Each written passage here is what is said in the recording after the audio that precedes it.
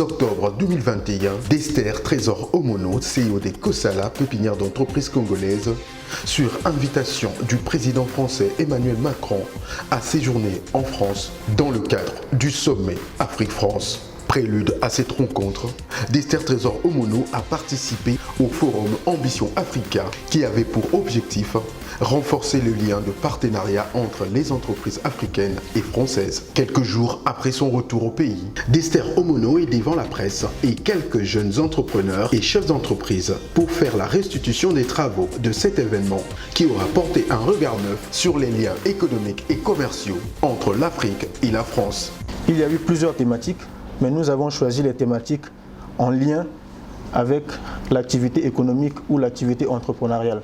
Il y avait l'accès au financement, alors là, c'est le premier problème qui bloque le développement des entreprises. Et nous avons mis un accent sur les sources de financement alternatives, notamment le financement participatif, dont nous sommes justement les initiateurs au niveau du Congo-Brazzaville, mais qui tarde encore à décoller, parce que ce type de financement est basé sur la solidarité.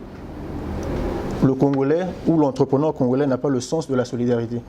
On n'a pas le sens de travailler ensemble. Chacun veut évoluer de son côté. Après, il y a la stratégie pour le développement des talents africains. Mais justement, on a parlé comment les pays africains peuvent mettre en place des politiques et des stratégies pour tirer profit de cette population jeune. Chez nous au Congo, cela tarde encore à prendre le rythme, mais nous espérons qu'avec Kosala et des partenaires, et notamment l'implication du gouvernement aujourd'hui, à travers le ministère de la Jeunesse, on pourra mettre en place des programmes pour accompagner des jeunes. Occasion toute indiquée pour l'orateur du jour d'inviter notamment les jeunes entrepreneurs congolais à devenir une source de solutions pour répondre aux grands défis d'aujourd'hui et de demain. Nous invitons ceux qui ont des projets, ceux qui nous suivent sur les médias ou à la télévision, qui ont des projets, qui ont des entreprises, de rejoindre Kosala, car nous avons mis en place des programmes d'accompagnement sur mesure afin que nos entreprises arrivent à se positionner et à s'ouvrir au niveau international. Mais avant d'aller à l'international, il faut d'abord gagner son marché. Donc voilà pourquoi le challenge pour nous, c'est de créer des champions nationaux, de choisir des jeunes, femmes ou hommes qui ont des bons projets, de les accompagner, de les structurer et de les aider à lever les fonds afin que nous puissions avoir des champions nationaux, mais qui vont aller à la conquête du marché international. Interrogé sur ce que devraient espérer les entrepreneurs congolais des conclusions des assises tenues en France, d'Esther Omono indique par ailleurs que c'est aux jeunes entrepreneurs congolais de saisir la balle au bon pour profiter pleinement des engagements de ces sommets orientés vers l'avenir. Aujourd'hui, nous savons tous que le financement classique a atteint ses limites, mais il y a des solutions alternatives de financement qui ont été mises en place pour accompagner les entrepreneurs. Et la France a mis en place un programme Choice Africa, avec un budget annuel de 1 million d'euros destiné aux entrepreneurs africains. Mais malheureusement, une fois de plus, c'est que l'Afrique de l'Ouest qui arrive à bénéficier de ces fonds. Mais pourquoi?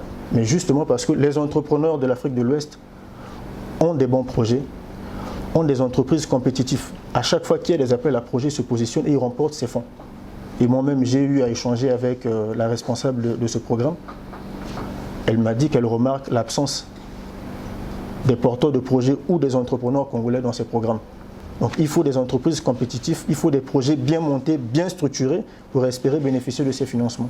Justement dans son ambition de se rendre plus compétitive, SOS Dépannage, une start-up spécialisée dans le service d'entretien, encore en couveuse à Kosala, n'hésite pas à s'investir dans la formation. Elle a à cette occasion procédé à la remise des diplômes aux participants à la formation des techniciens de surface, formation qu'elle a organisée avec le soutien de Kosala. Sûr que je suis vraiment qualifiée, une technicienne de surface bien formée pour de différentes tâches de bureau, de maison, de meubles et tout ce qui concerne le nettoyage.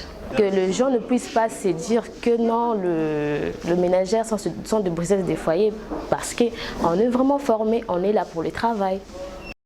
Signalons qu'à Paris, d'Esther Trésor Omono a plaidé pour un partenariat équilibré et gagnant-gagnant entre les entreprises françaises et africaines.